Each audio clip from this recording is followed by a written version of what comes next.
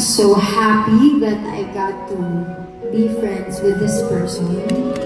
At maraming salamat po sa pagpunta ng gabi. And nakaka-proud lang talaga to see how good you are, and you deserve so much more of my friend. Palakpakan po natin, Jason. Thank you so much. Marami na pong stores, hindi na ako muna mga-istorbo. But I'll see you guys later. Ladies and gentlemen, Jason D! Diego Santino!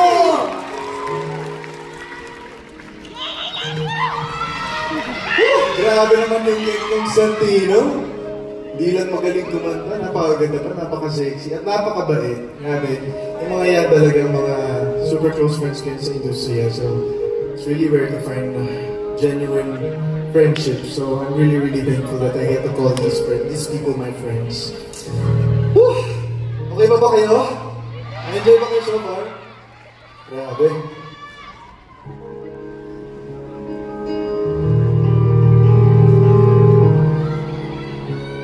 I love you too. Alright.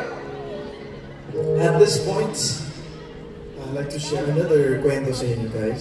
So over the past 10 years, I've had the honor and the privilege of interpreting songs for songwriting competitions tulad ng Philpop tsaka ng Hinig Handog.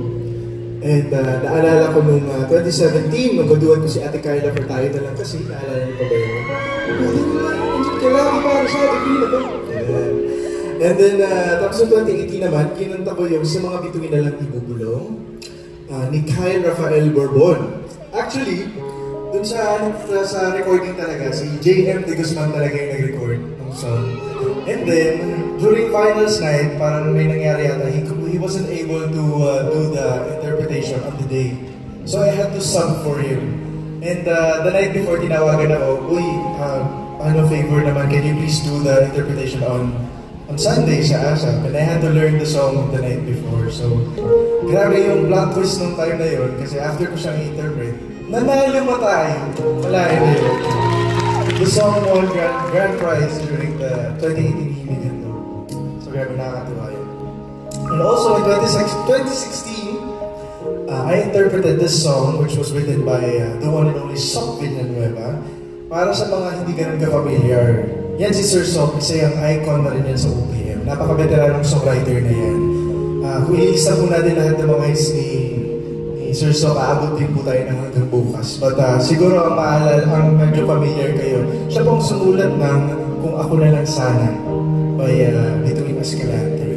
And ayun, bago pa man ako sumali ng The Voice kasi, yan si Sir Soc, ako ang gumagawa ng mga demo recordings sa kanya. Kasi nga songwriter siya, he needs demo recordings para ibigay dun sa actual na singer na kakanta.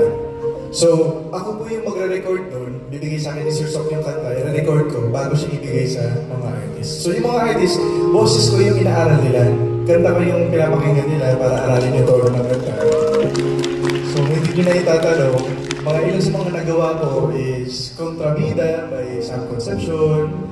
I did a song for Eric Santos, yung Pagdapagod ng Puso Mo. Ako din yung nag-demo noon. And then, siguro ito alam nyo, ako po ang nag-demo ng kanta ni Daniel Padilla na Nasa'yo Na Ang Lahat. So, na-record ko po yung Nasa'yo Na Ang Lahat bago niyo po i-record.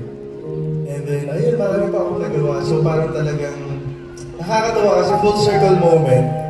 Hindi naman sa pagmamayabang, pero dati ako yung gumagawa ng demo. Ngayon, ako naman ang ginagawa ng demo.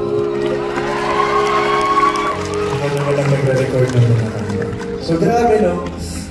Grabe talaga, the journey has been incredible. And si God lahat yun. Grabe, lahat ng guidance ni God, lahat ng blessings ni God. So, I lift it all up to Him. So, thank you so much, Lord.